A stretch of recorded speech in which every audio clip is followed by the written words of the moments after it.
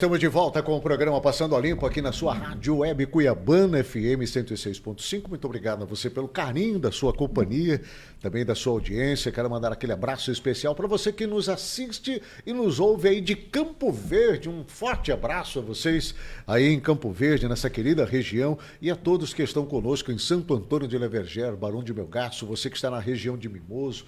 Um bom dia especial também a todos de Livramento, Poconé, pessoal que está conosco em Jangada, Corizal, Distrito de Guia. Muito obrigado pela audiência, pela preferência. Estou recebendo pela primeira vez aqui no Passando a Limpo a presença do Ironei Santana, contador com mais de 30 anos de experiência. Ironei, bom vê-lo. Muito obrigado pela sua participação conosco aqui. Seja bem-vindo ao Passando a Limpo.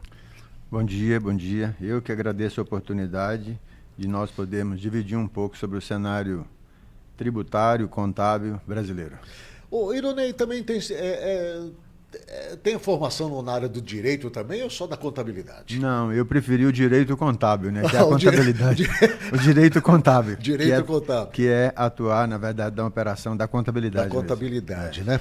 Bom, você tem uma vasta experiência nessa área e ao trazê-lo aqui, porque tem alguns assuntos que são bastante pertinentes para nós conversarmos, que está diretamente ligado com a família, com o empresário, com o trabalhador, enfim. Um deles é o imposto de renda, né? Nós estamos, obviamente, já vivenciando esse momento das declarações de imposto de renda e com a sua experiência, qual que é o pulo do gato, hein, Ironei? Com 3 décadas de carreira aí, qual o erro mais comum que o senhor vê ainda sendo cometido por parte dos contribuintes ano após ano? Então, como você mesmo colocou, nessa trajetória de vida profissional, o que eu mais enxergo é as pessoas buscar fazer o imposto de renda querendo ressarcimento, especificamente. Eu quero quanto que eu tenho para receber, quanto que eu tenho para restituir. E até cômico essa situação, que tem pessoas que não recolheu o imposto e está pensando em restituir. Tem desses também? Tem desses. Por que eu nunca restituí imposto de renda? Essa pergunta eu já ouvi. Não, isso, né? Parece brincadeira, isso soa como uma piada. Parece uma piada, mas assim, é justamente algumas situações onde o contribuinte chega a pensar e ao mesmo tempo não leva tão a sério o papel que é do imposto de renda, mesmo no cenário de 2026. Né? No cenário de 2026 houve uma mudança dia a dia, que nós estamos passando por um cenário onde a Receita Federal vem aperfeiçoando os controles, as informações, sabendo da nossa vida. Nós estamos quase chipados pela Receita Federal. E ela está nos acompanhando online. Né? Até aproveitando essa deixa aí, essa é uma curiosidade de muitos, né? Porque hoje nós estamos na era do digital, nós estamos na era dos cartões, o dinheiro em espécie praticamente sumiu do mercado, hoje é tudo no cartão, ora crédito, débito, enfim. Né? Onde há um chip, há um controle exatamente da Receita Federal em tudo que nós operamos? Onde há um chip, há um controle, isso eu posso te afirmar seguramente. O que acontece? Se ela vai utilizar as ferramentas que ela tem, qual dia, qual hora, qual momento que ela vai utilizar, é uma outra razão.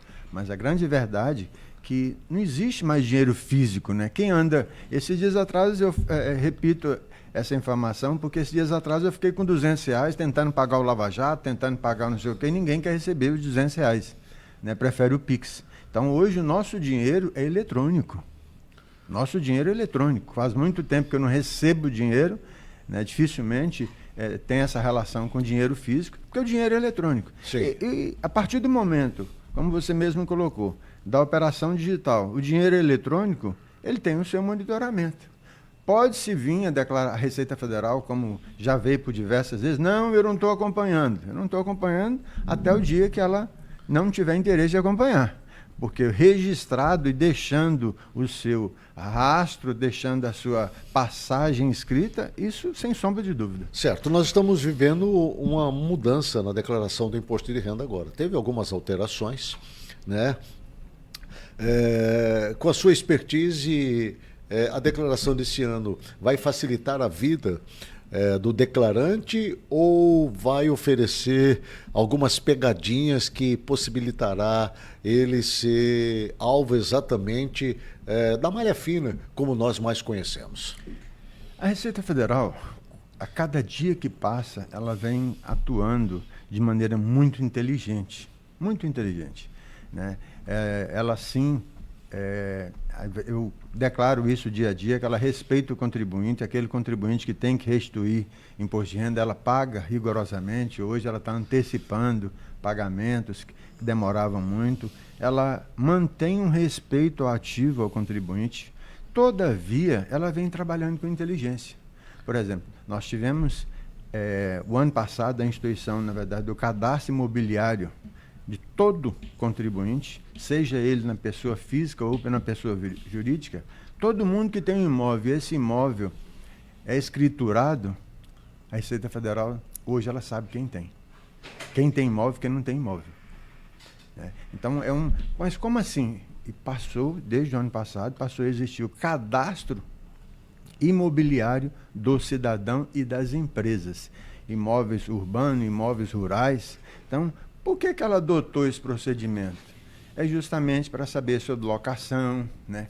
Tem pessoas que, tem locação, não declara de locação, tem imóveis, você tem mais de 3 imóveis, como que está a relação desse imóvel, o endereço desse imóvel, ele está sobre vínculo de outra pessoa, né? O imóvel é seu e está sobre outra pessoa está declarando. Se outra pessoa está declarando, ela está buscando o quê? Inteligência para identificar. Essa relação aqui é relação de negócio, não é uma simples relação de eu estar declarando. Se eu estou no meu endereço e esse endereço não é, esse imóvel não é meu, o que ela está buscando com isso? Inteligência.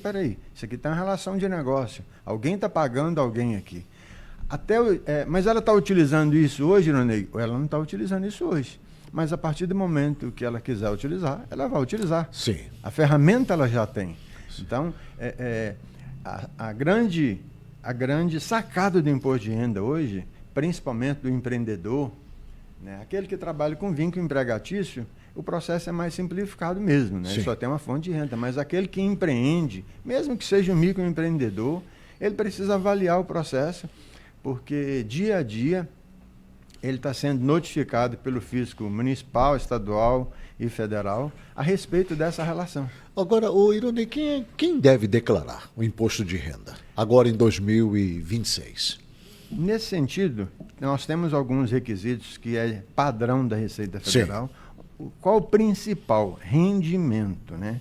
Aquela pessoa que de janeiro a dezembro de 2025, teve um rendimento acima de 35.584, rendimento de trabalho assalariado, 35.584, ele é obrigado a declarar imposto de renda. 35 mil, eu vou fazer uma conta rápida aqui, tudo né? Bem. É 35.584. 584, dividido por 12, os 12 meses, quer dizer, quem teve uma renda de R$ 2.965 acima mensalmente no ano de 2025, tem que declarar. Tem que declarar imposto de renda. Porque ultrapassa o valor de R$ 35 mil. Que ultrapassa o limite de isenção, que foi esse valor para 2025. Tivemos uma mudança bastante relevante para 2026, né? Que a partir de 2026 será R$ 60 mil. O contribuinte ganhou com isso. Sim. Me desculpa. À vontade. O contribuinte ganhou com isso. Nós tivemos uma mudança bastante representativa. Isso vem a favorecer, sim, sem sombra de dúvida, aos contribuintes, mas até 2025 o valor é esse. E para quem teve outros rendimentos também, eu não trabalhei assalariado, mas eu tenho uma empresa, não atuo nela, só sou investidor. Eu tive uma renda acima de 200 mil no ano, eu também estou obrigado a declarar. Certo. O que ele permite o declarante ser ressarcido através da sua declaração do imposto de renda? O que vale para a Receita a ponto de oferecer esse ressarcimento? O que acontece? O ressarcimento nada mais é de você fazer uma avaliação. A pessoa que seguramente teve um rendimento de R$ 50 mil o ano passado, Toda pessoa que tem um rendimento de R$50 mil, há uma grande probabilidade de ele receber imposto de renda de retorno. Ele recolheu o imposto de renda e tem a tabela progressiva de redução de 20%. Você não precisa comprovar despesas médicas nem plano de saúde. Há uma grande possibilidade dele restituir imposto de renda. Todo contribuinte que tem um rendimento aproximadamente de R$50 mil, ele seguramente, como funcionário, ele vai ter parte, na verdade, para restituir. Você fala R$50 mil no ano? No ano. Sim. R$50 mil no ano. Sim. Né? Ele recolheu, possivelmente ele recolheu algo em torno de R$1.000 e poucos, e esses R$1.000 e poucos será ressarcido para ele. Porque o programa da Receita Federal é justamente a avaliação mensal e faz a avaliação anual com a possibilidade de restituição do imposto de renda. Isso é um processo natural. Deixa eu lhe fazer uma pergunta aqui, porque é uma curiosidade minha. Nós estamos vivendo um boom de negócios oferecidos através das bets aí. Sim. Né? Tem muita gente apostando, jogando nas bets. Né? Como que o apostador pode justificar exatamente? Ou melhor, refazendo a pergunta, as bets também estão sendo monitoradas, o que pode levar possíveis declarantes que não registraram ali esses valores gastos com jogos, pode também ser uma dor de cabeça futura ou não? Claro, claro. As empresas de bet que sejam regulamentadas, Sim, que estão corretas, ela tem a obrigação de informar para quem ela pagou, né? E o recebedor, o apostador, na verdade, que obteve aí esse rendimento, ele também tem a obrigação de comunicar à Receita Federal sobre essa realidade. Ele tem a obrigação de comunicar, agora em 30 de abril, ele tem que comunicar os rendimentos dele do ano passado. Se o valor foi acima de R$ 28.467,20, se ele teve esse rendimento, ele é obrigado a comunicar à Receita Federal desse rendimento, e esse rendimento passa a ser, a partir dali, tributado do imposto de renda. Dentro da questão ainda dos jogos online, as bets, como são mais conhecidas, o apostador, ele perde e ganha. Né? Ele perde e ganha. Se ele jogou R$10 mil, por exemplo, perdeu os 10, mas ganhou 12 mil, um exemplo. Em algum momento. Ele se perde e ganha também, entra essa... Entra no cálculo. Esse cálculo? Memória de cálculo. Memória de cálculo. A gente chama, a gente sabe que a maioria dos apostadores perde, né? Sim, sempre perde. A maioria dos apostadores perde. Porque, eu não sei, mas a perde. maioria dos apostadores perde, sem sombra de dúvida. Sim. Mas assim, o apostador, vamos colocar um exemplo assim, ele teve um rendimento, um ganho ano passado de R$50 mil, de janeiro a dezembro de 2025. Ele teve um ganho de R$50 mil. O que ele vai fazer? Pegar os R$50 mil, reduzir o que ele gastou. Se ele gastou 49, ele ganhou 50 mil, mas gastou 49, ele não vai pagar nada de imposto, porque a tabela de isenção é 28.467,20. Então, se ele ganhou inferior a isso, ele não tem nada a pagar. Mas se ele ganhou superior a isso, por exemplo, ele ganhou R$50 mil e só investiu 10, então ele ganhou 40. Sim, então desses 40 ele vai? Desses 40 vai reduzir o limite de isenção. Certo. E aplicar a alíquota de 15% a ser recolhido de imposto de renda. Na diferença. Na diferença. Certo. Vamos ficar atento a isso aí, viu, pessoal? Você que costuma jogar aí nos jogos online, muito cuidado, porque você também está sendo monitorado, viu? Bom, algum outro detalhe com relação ao imposto de renda que você julga ser importante falar agora?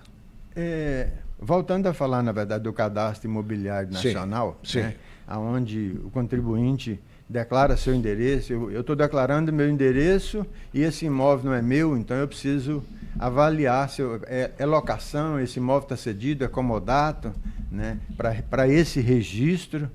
E a respeito dos bens patrimoniais, fazer as atualizações corretas, principalmente vinculado a imóveis, valoração desse imóvel, né?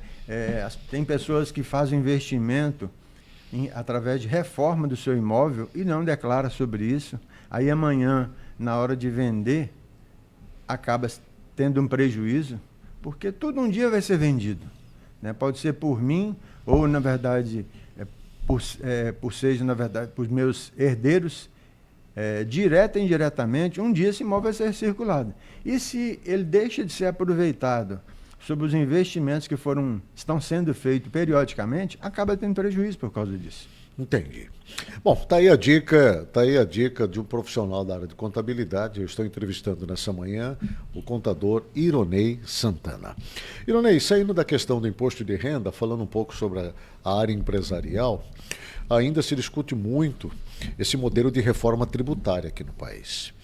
Embora nós tivéssemos algumas alterações recentemente, mas ainda para a classe empresarial é insuficiente. Acabou beneficiando uma minoria em detrimento a uma grande maioria hoje no país. Como é que vocês estão lidando exatamente com a classe empresarial? Como é que tem sido exatamente essas abordagens no sentido de não somente orientar, mas de educar esse empresário a conseguir manter o seu negócio funcionando, pagando essas altas tributações que nós temos hoje no país? Brasil, a arrecadação no Brasil, a cada dia que passa, só aumenta. Sim. E eu não sei por que até hoje não dá, o valor da arrecadação não consegue, na verdade, permitir um resultado sem déficit, com superávit. É incrível isso. Se a gente buscar os últimos 10 anos, pega lá em 2006, o Brasil arrecadava pouco mais de 300 bi. Hoje está quase 3 tri de arrecadação. E o que se mudou disso tudo? Nós tivemos quase 10 vezes, o aumento de 10 vezes a arrecadação. E o que se mudou com isso? Aonde melhorou isso? Né? Mas, falando especificamente em reforma tributária, ontem eu estava assistindo uma publicidade, alguém que se declara que vai ser candidato a presidente da República, ainda falando que, se for eleito, vai mudar o processo da reforma tributária que já foi aprovado. Aí você fala assim, caramba, nós estamos trabalhando, não está fácil, o Brasil busca essa mudança dia a dia. Antes do processo definitivamente começar, que é janeiro de 2027, que se inicia de fato a operação com a reforma tributária, esse ano ainda estamos de teste, né? Mas de janeiro de 27 muda-se, deixa de existir o PIS e a COFINS, sim, né? E passa, na verdade, a existir a CBS, mas assim, muitas coisas tendem a acontecer e a insegurança jurídica ainda se paira. A classe empresarial já conseguiu absorver essas mudanças que vão passar a valer no dia 1º de janeiro de 2027? Não. Ainda não, né? Não. Assim, o que acontece? As mudanças estão aí, a partir de janeiro de 2027, todo contribuinte brasileiro, ele está, eu vou te falar, 101% exposto ao fisco. Municipal, estadual e federal. Então, o controle deixa de ser o controle que tem hoje para o contribuinte e o fisco passa. O fisco, como alguns dizem, como seu sócio informal, né, dita as regras, colocando em situações bastante relevantes, porque ele vai, na verdade, apresentar a sua realidade tributária e você pode contestar? Pode contestar. Mas eu chamo que nós passamos a nossa exposição do negócio em si passa a ser 101% da operação. Olha, a título de informação, até 13 de abril, agora de 2026, a arrecadação tributária aqui no estado de Mato Grosso, somando tributos federais, estaduais e municipais, já superou a marca de 8,5 bilhões de reais. Isso até o dia 13 de abril de 2026. Repito, somando tributos federais, estaduais e municipais, já foram pagos 8,5 bilhões de reais. Só para você ter uma ideia, em 2025, o estado de Mato Grosso fechou com uma arrecadação recorde de aproximadamente 70 bilhões de reais, entre impostos federais, estaduais e municipais. Eu olho para esses números aqui, Ironei, eu fico me perguntando, né? Aonde estão sendo investidos esses recursos, uma vez que têm sido pago as duras penas pela classe empresarial, e isso deveria voltar em serviços, não só para eles, como para toda a população do estado de Mato Grosso, que compreende aí um público de mais de 3.600.000 habitantes. Eu não consigo ver isso diluído em serviços de volta para a população, porque esta é a proposta do pagamento de imposto, não seria isso? Né? Você paga o imposto para, obviamente, oferecer condições e trazer como benefício para a sociedade. É lamentável tudo isso, né? Para mim, que atuo com a área tributária, ver os montantes da arrecadação que cada mês, tanto municipal quanto estadual, só aumenta. Só aumenta. E a prestação de contas desses valores, né, considerando todos os poderes que nós temos, a prestação de conta deixa de existir da maneira que precisa. É muito fácil falar politicamente de A, de B e de C, mas a prestação de contas da nossa arrecadação, ninguém trata. Por que não é explicado isso para nós? Ó, aconteceu isso, isso, isso. Não tem interesse? Essa é a pergunta que precisa a resposta, né? Como é que você tem lidado com com a classe empresarial média, pequena, né? Aqueles que estão querendo se iniciar no empreendedorismo? Como é que tem sido tratar com empresários que estão começando agora? Agnello, assim, não existe a receita do bolo. Sim. Especificamente, o emplaca, coloca isso que vai dar certo e você vai ter lucro, tudo fechado. Não. Empreender no Brasil, né, vai depender do local onde você esteja, da atividade onde você esteja, né, sabendo que a arrecadação existe e vai ter que ser paga e não tem jeito. Né? Eu estive numa reunião na prefeitura poucos dias atrás, participando com a classe contábil, onde a prefeitura notificou 7.000 e poucos microempreendedores, justamente para mudar a sua categoria, recolher impostos retroativos, diferença de impostos, por causa da movimentação financeira. Né? Então, assim, eu estou falando do pequeno. Né? O microempreendedor, na sua maioria, tem pouca instrução. Sim. Né? Não conhece o regramento, passa as dificuldades, diferente do médio e do grande empresário, que já está num cenário de instrução diferente, né? Há daqueles, na verdade, que usam cartões próprios para buscar receita, utilização de cartão pessoal na movimentação da empresa para buscar valores para se autossustentar. Então, assim, a gente precisa conversar, ter um diálogo, uma entrevista para explicar o cenário, né? Falando do aspecto os riscos que tem, mas é preciso empreender, cada um cuidar do seu negócio, buscar viabilidade do seu negócio. É preciso enxergar com muita maturidade isso. Eu converso com muitos empresários de todos os tipos, pequenos, médios, grandes empresários, e eu percebo em todos, né, que nem você já disse, uma insegurança absurda. Hoje eu vejo em muitos cenários empresários completamente perdidos acerca de como conduzir o seu negócio, no sentido de precificar, no sentido de cobrar, no sentido de valorizar o seu produto, no sentido de como apresentar o seu negócio para o mercado diante dessas variações, dos altos e baixos que nós estamos vendo, não só na economia, mas no próprio comportamento do consumidor diante de todos esses absurdos que a gente está vendo.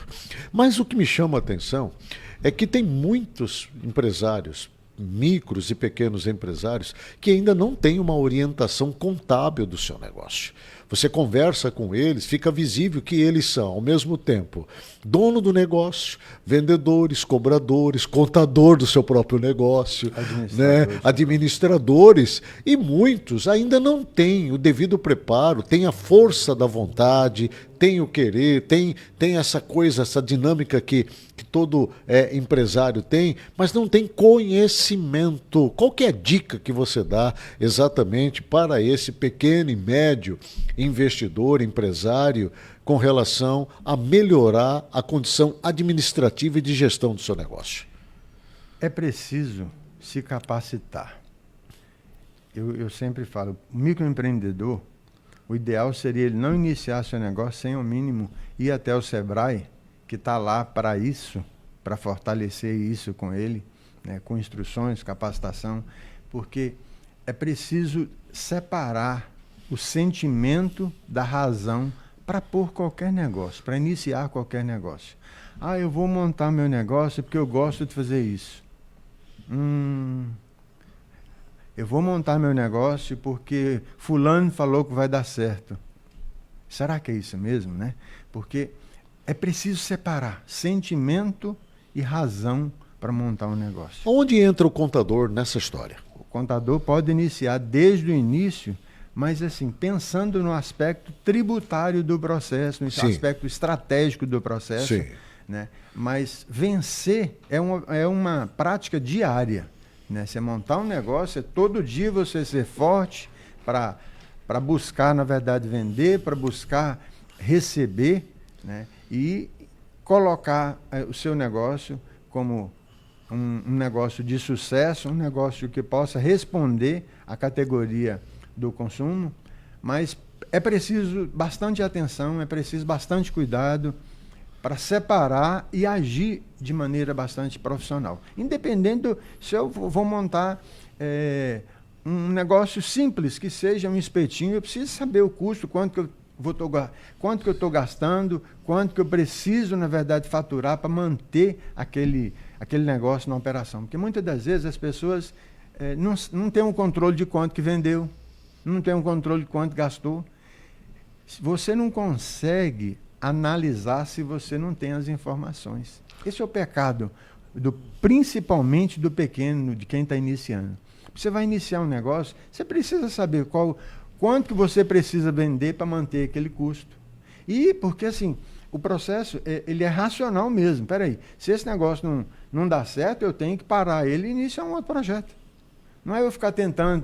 Tem gente que está tentando um negócio 5 anos e o negócio não está dando certo e quer continuar tentando. Entendi.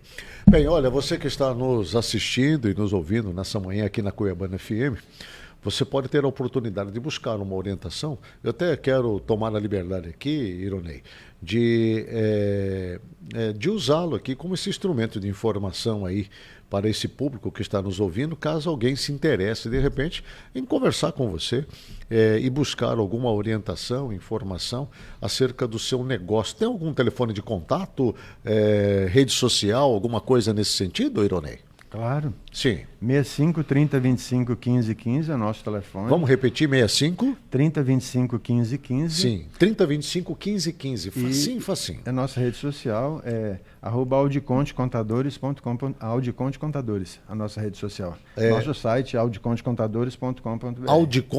Audiconte Contadores. Audiconte Contadores. Bom, conversei nessa manhã com o Ironei Santana, contador com mais de 30 anos de experiência, trazendo algumas dicas.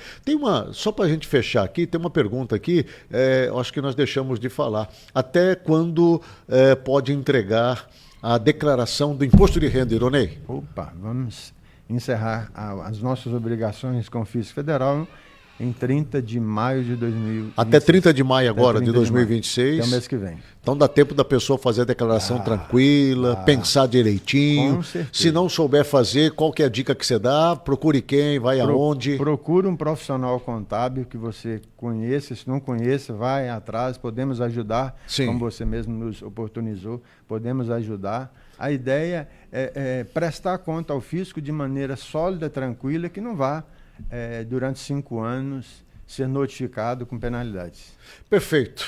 Ironei, muito obrigado, um prazer tê-la aqui conosco, desejo a você boa sorte. Teríamos aqui muitos outros assuntos para conversar, mas não vai faltar oportunidade de trazer você novamente aqui para você nos ajudar a clarear algumas situações. Muito obrigado, viu? Eu que agradeço a oportunidade, estamos à disposição. A gente sempre gostou de conversar sobre essa prática, não somos donos da verdade, mas é preciso esclarecer para as pessoas que para vencer depende de cuidado, depende de análise e muita atitude. Esse é o Brasil. Com certeza, com certeza. Muito obrigado. Bem, a você que está conosco, obrigado também. Eu vou para um rápido intervalo comercial. Volto na sequência trazendo mais informações aqui no Passando a Limpo. Eu volto já.